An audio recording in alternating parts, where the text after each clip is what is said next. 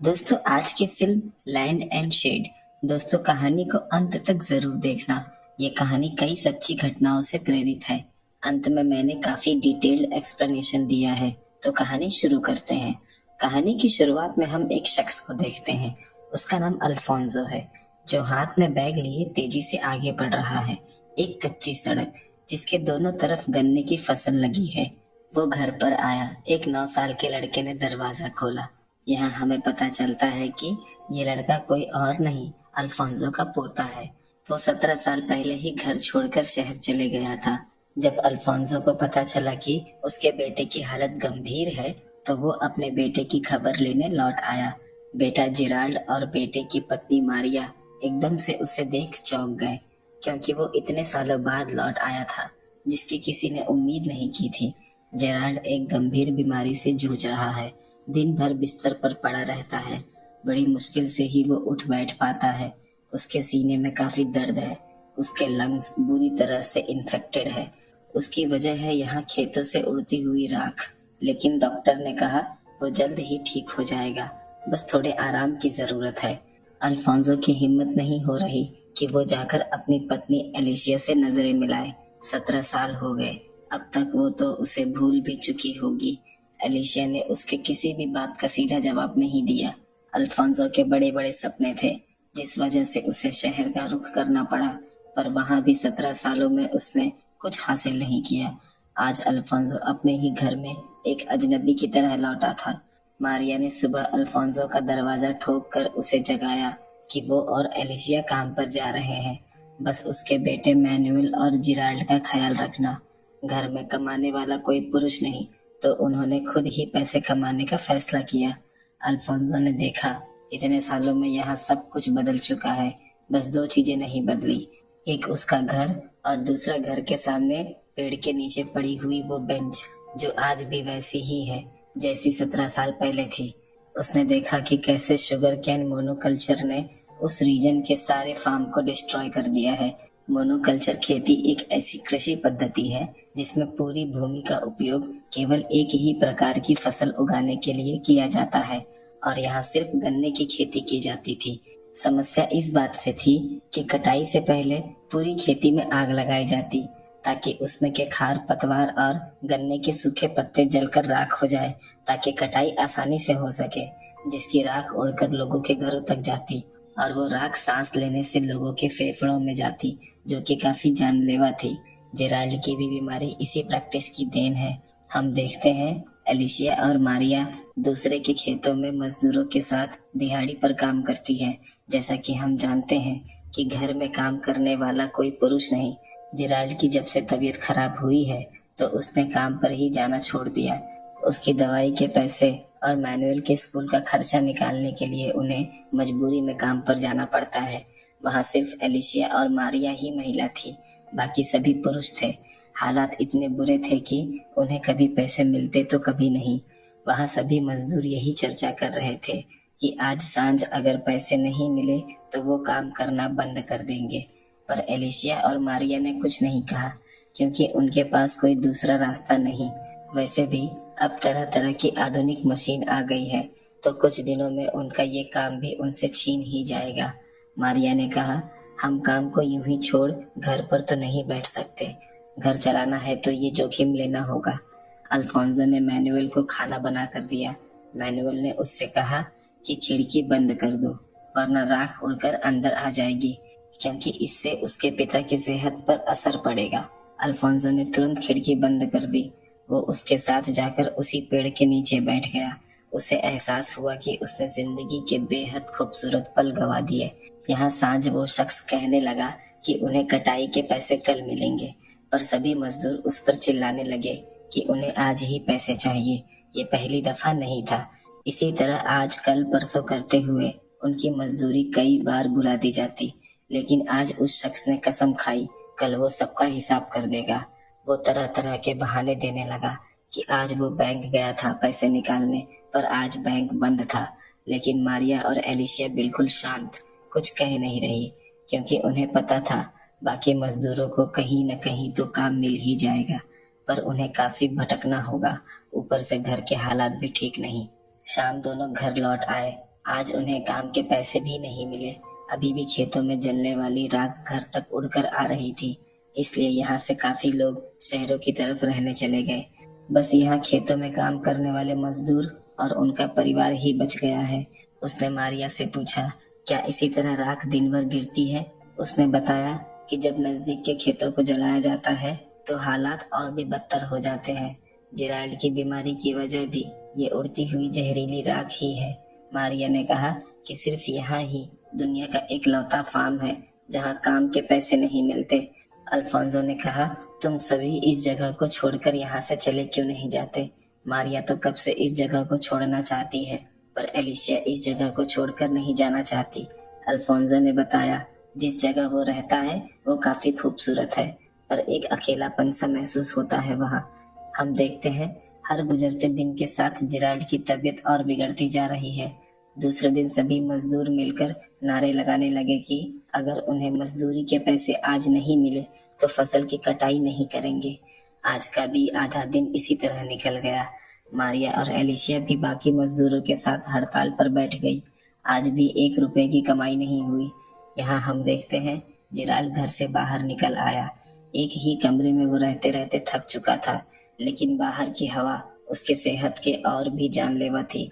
हवा के साथ साथ राख के छोटे छोटे कण भी उसके शरीर में जा सकते हैं, जो उसे और बीमार करेंगे। शाम दोनों काम से घर वापस लौट आए। रात अल्फोंसो सोच रहा है कि इस जगह के साथ साथ लोगों की सोच भी बदल चुकी है। गलती तो उसने बड़ी की है, जो अपने परिवार से 17 साल अलग रहा, पर वो चाहकर भी उसे बदल नहीं सकता और न ही उसे किसी से कोई हमदर्दी की उम्मीद है। सुबह एलिशिया और मारिया ने मैनुएल को स्कूल छोड़ा और काम के लिए निकल गई। आज मैनुएल का जन्मदिन भी है। दोनों वहां पहुंचे तो पता चला कि हड़ताल खत्म हो चुकी है। आज वो काम खत्म कर देंगे तो उन्हें पैसे मिल जाएंगे। मैनुएल को स्कूल लेने जाने से पहले अल्फोंसो एक खिलौने की दुकान में गया ताकि वो मैनुएल के लिए कोई जन्मदिन का तोहफा ले सके, पर वहाँ खिलौने काफी महंगे थे। उसके पास इतने पैसे नहीं थे। उसने एक पतंग ले ली, क्योंकि सिर्फ पतंग भर के ही पैसे उसके पास थे। मैनुएल काफी खुश हुआ। हम देखते हैं सांझ होने आ गई। सभी मजदूरों ने अपनी अपनी फसल काट ली, पर एलिशिया और मारिया अब तक कटाई कर रही थी। बाकी मजदूरों की तरह वो इस काम में उतनी तेज नहीं। कुछ मजदूरों ने मिलकर उनकी फसल काटी और रात हो गई। आज दोनों थक चुके हैं, जिस वजह से वो ठीक से चल भी नहीं पा रहे, क्योंकि काम काफी ज्यादा था। बस में उसके आंख से निकलते आंसू साफ बता रहे थे कि वो कितनी तकलीफ में है। ना जाने वक्त उससे ये कैसा इम्तिहान ले रहा है। रात उसने जेराल्ड से कह दिया कि वो इस जगह को छोड़कर जा रही है। उसने अपना फैसला कर लिया है। वो बस जेराल्ड की राय जानना चाहती है, क्योंकि उसे पता है कि जेराल्ड अपनी माँ एलिशिया को छोड़कर कभी नहीं जाएगा, और जेराल्ड ने यही कहा कि वो अपनी माँ को छोड़कर कहीं नहीं जाएगा। यहाँ हर दिन उसके लिए मौत से भी बदतर है। दूसरे दिन जब वो काम पर गई तो सभी मजदूरों को कटाई के काम पर भेज दिया गया, पर उसने एलिशिया और मारिया का नाम नहीं लिया। उनके पूछने पर उसने कहा, अब हमें तुम्हारी जरूरत नहीं। बाकी मजदूरों की तुलना में तुम दोनों काम में काफी धीमी हो। उसने वही दोनों का हिसाब कर दिया और एलिशिया से कहा कि जब तुम्हारा बेटा ठीक हो जाए तो उसे काम पर भेज देना, पर हम तुम्हें काम पर नहीं रख सकते। हम देखते हैं अल्फोंसो ने एक घोड़ा गाड़ी बुलाई और अपने बेटे जेराल्ड को एक सरकारी अस्पताल में ले गया, क्योंकि उसकी तबीयत में सुधार आने की बजाय उसकी तबीयत और बिगड़ती जा रही थी। पर अल्फोंसो गुस्से में आ गया, क्योंकि उसे और दवाइयाँ नहीं चाहिए। उसे अपने बेटे के लिए कोई परमानेंट सोल्यूशन चाहिए। जैसा कि हम जानते हैं अस्पतालों में किस तरह से लापरवाही का काम होता है, वहाँ से वो अपने बेटे को लेकर घर आ गया। उसे समझ नहीं आता कि आखिर वो क्या करे। हम देखते हैं दोनों काफी निराशा के साथ घर लौट रहे हैं। एलिशिया ने सारे पैसे मारिया को दिए ताकि वो जेराल्ड और अपने बच्चे को लेकर यहाँ से चली जाए और एक नई जिंदगी की शुरुआत करे। पर मारिया को नहीं लगता कि ये सब इतना आसान होगा। इन पैसों से आखिर क्या होगा? उसने एलिशिया को बीच की रुकावट बताया, क्योंकि जेराल्ड अपनी माँ को छोड़कर यहाँ से कभी नहीं जाएगा। शाम एलिशिया ने अपने बेटे जेराल्ड को समझाया कि वो यहाँ से चला जाए, क्योंकि उसके परिवार की जिंदगी में अभी बहुत से खूबसूरत लम्हे पड़े हैं। वो यहाँ रहकर उन्हें इस तरह से बर्बाद ना करे। और एलिशिया की भी अब उम्र हो चली। उसने अपनी जिंदगी जी ली, बाकी बची हुई उम्र भी जैसे तैसे काट लेगी। जेराल्ड ने भी आज तक अपने बेटे होने का फर्ज अच्छी तरह से निभाया, लेकिन वो यहाँ से जाने को राजी नहीं। दोनों एक दूसरे से लिपट कर रोने लगे। एलिशिया भी उसे जाने देना नहीं चाहती, पर हालातों को देखते हुए वो भी मजबूर है। रात अल्फोंसो ने शराब खाने में बैठ बहुत शराब पी, क्योंकि वो अपने परिवार को रोज इस तरह मरते नहीं देख पा रहा और ना ही उनके लिए कुछ कर पा रहा है। दूसरे दिन हम देखते हैं मारिया काफी खुश थी, क्योंकि वो इस घर को छोड़कर जाने वाली है, सिवाय एलिशिया और जिराल्ड के, क्योंकि अल्फोंसो जब गया तो 17 साल बाद ही लौट कर आया। इसलिए एलिशिया को लगता नहीं कि वो अपने परिवार से दोबारा मिल पाएगी। रात होते होते जिराल्ड की तबीयत और बिगड़ने लगी। लगता नहीं कि उसका उनके साथ जाना संभव हो पाएगा। सुबह मारिया उस फार्म के शख्स के पास गई जहां वो काम किया करती थी।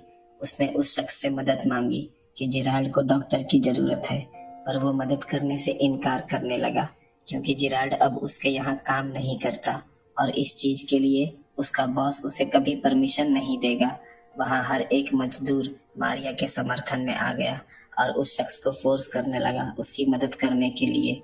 हम देखते हैं अपने बेटे की इस हालत को देख अल्फोंसो आज पूरी तरह से टूट गया, लेकिन आज इतने दिनों बाद एलिशिया ने अल्फोंसो को गले लगाया कि इसमें उसकी कोई गलती नहीं, शायद से यही उनकी तकदीर थी।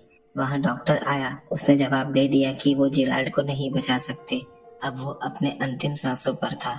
हम समझ सकते हैं कि एलिशिया और अल्फोंसो इस वक्त कितनी तकलीफ में होंगे। अपने ही बेटे को अपनी आंखों के सामने दम तोड़ते हुए देखना उनके लिए बहुत मुश्किल हो रहा था। आज जिराल्ड एक साथ कई लोगों को धोखा देकर जा रहा था। माता पिता, पत्नी और बेटा मैनुअल, जो अपने पिता के साथ और वक्त बिताना चाहता है। उसकी आंखें नम थी। आखिर जिराल्ड ने अपनी आंखें बंद कर ली। रात ही उसके बगल वाले खेतों में भी आग लगा दी गई। सुबह अब अल्फोंसो और मारिया अपने बेटे के साथ यहाँ से जाने को तैयार है। एलिशिया ने सभी को गले लगाया, क्योंकि फिर न जाने मुलाकात होगी भी या नहीं। सभी वहां से चले गए। उसके जाते ही घर में एक अजीब सा सन्नाटा छा गया। यहाँ बस एलिशिया रह गई इस वीराने में। अब इस घर में वो है और उसका अकेलापन।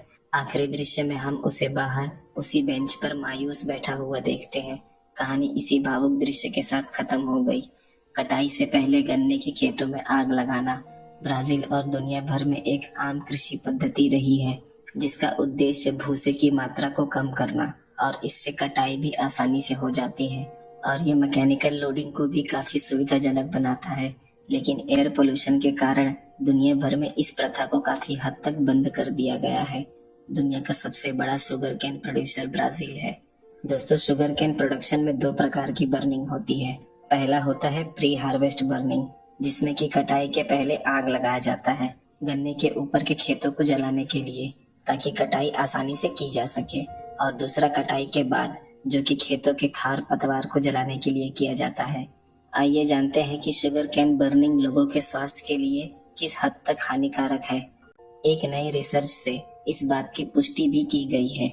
दोस्तों, फ्लोरिडा के A&M यूनिवर्सिटी में डॉक्टर मिशी लाचॉर्ड ने एक स्टडी कंडक्ट की और ये पाया कि pre harvest sugar cane burning की वजह से अस्थमा केसेस में 10.8% की वृद्धि हुई है। बच्चों पर शुगर केन बर्निंग का बहुत बुरा असर पड़ रहा है। Florida agency for health care administration के एक आंकड़ों के अनुसार 2014 से 2018 के बीच दक्षिण फ्लोरिडा में 2,91,698 अस्थमा के मामले सामने आए, जिसमें 13 वर्ष से कम आयु के बच्चे सबसे अधिक प्रभावित थे। शुगर केन बर्निंग के लिए एक खास तरह के परमिट की जरूरत होती है। किसानों को उन दिनों जलाने की अनुमति दी जाती है जब धुआं कुछ खास दिशाओं में बहेगा, लेकिन इतने कड़े नियमों के बावजूद गन्ने के खेतों के आसपास के निवासियों की शिकायत है कि धुआं स्कूल और अस्पतालों जैसे संवेदनशील क्षेत्रों को प्रभावित करता है। पतझड़ और सर्दियों के दिनों में हवा राख से भर जाती है। ब्राजील के निवासी इसे काली बर्फ कहते हैं। गन्ने के खेतों को जलाने की प्रथा एयर पोल्यूशन के कारण दुनिया भर में काफी हद तक बंद हो गई है, लेकिन फ्लोरिडा के मुख्य चीनी प्रोड्यूसर्स क्षेत्र ग्लेड्स में किसान अभी भी ऐसा करते हैं। वहाँ के प्रोड्यूसर्स का कहना है कि कटाई के दौरान होने वाली दुर्घटना को रोकने और लागत कम रखने के लिए इस पारंपरिक प्रथा को जारी रखना जरूरी है। कैंडी, ड्रिंक्स और भी बहुत कुछ ऐसे प्रोडक्ट्स हैं जो कि चीनी से बनते हैं। अमेरिकन्स बहुत सारी सफेद चीनी खाते हैं, लगभग 68 पाउंड हर साल।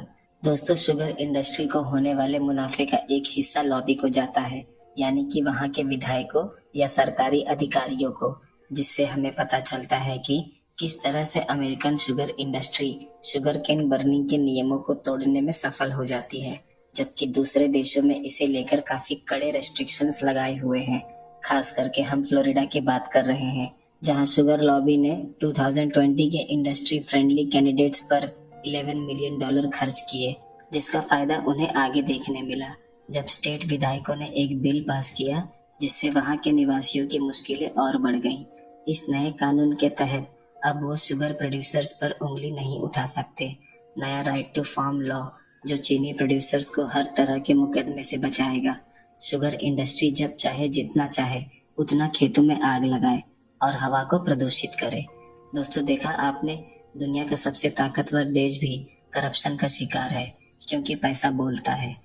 दोस्तों, अगर वीडियो पसंद आई हो तो वीडियो को लाइक, शेयर और चैनल को सब्सक्राइब जरूर कर दें। मिलते हैं अगले वीडियो में एक नए एक्सप्लेनेशन के साथ।